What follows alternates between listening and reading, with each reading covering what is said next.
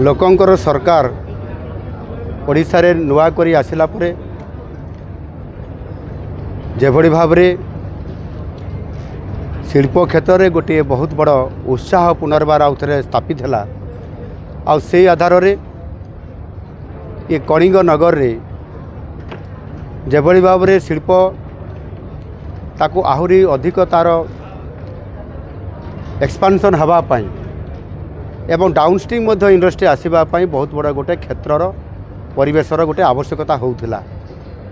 एवं जेभଳି भावरे उत्कर्ष Odisha make in Odisha conclave 2025 परिप्रेक्षी रे आम सरकार आसवा पर विभिन्न जगार ओडिशा रे ओडिशा बाहर रे देश बाहर आम जेभଳି भावरे रोड शो करूँ और तार फलस्वरूप आमको बड़ गोटे सुजोग मिलता माननीय प्रधानमंत्री जी उपस्थिति रे जनता मैदान भुवनेश्वर 17 लाख कोटी टंकार प्रस्ताव आसीला 13 लाख कोटी टंकार MOU साइन होता 13 लाख निजुक्ति सुजोग सृष्टि होता एवं जिते बड़े मु जाजपुर जिला गस्तरे आसी मुझे जाजपुर जिले में घोषणा करी जे आगामी खूब कम दिन भितर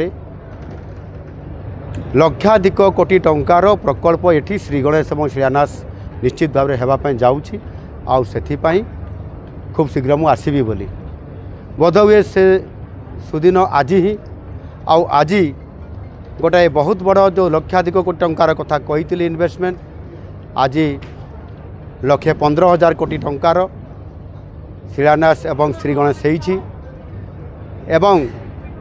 14टी कंपनी इन्वेस्टमेंट आज एठी करिबा पई समाने मध्य MOU साइन करिसंती एवं आहुरी अनेक कंपनी रो अधिकारी माने तांकर चेयरमैन एवं पुंजीनिवेशकारी माने एठी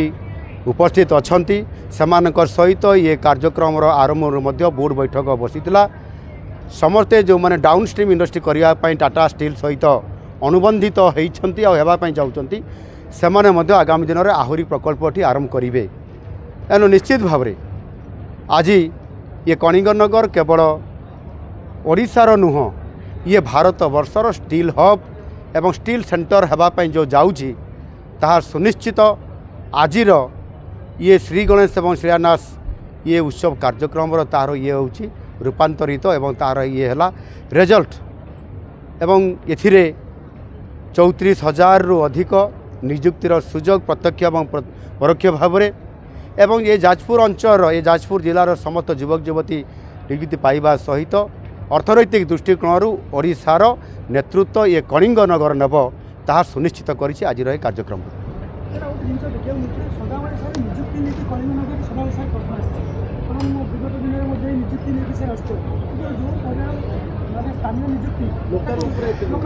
सरकार आज बदली नुआ सरकार आसी ये नुआ सरकार को आनी आपण माने ओडिशावासी परिवर्तन करिसेंती महाप्रभु श्री जगन्नाथ आशीर्वाद रे आज संभव होइछि आम सरकार आसीबार 10 मास पूरण होइकि 11 मास रे आज अछि एवं यही विगत दिन में आपण देखंतु नियुक्ति क्षेत्र में जोड़ी 2.5 लाख रु अधिक सरकारी खाली थिबा पदवी खाली होइकि पड़ीला आम सरकार आसिला फल आम जो प्रथम वर्ष रे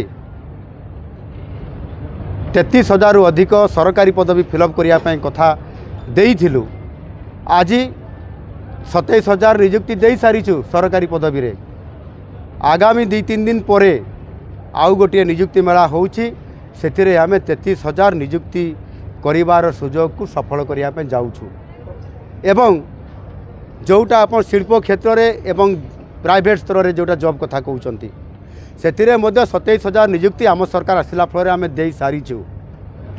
आगामी दिन में मध्य कलिंग नगर समेत जोटी नियुक्तिर सुजोग सृष्टि अछि आमर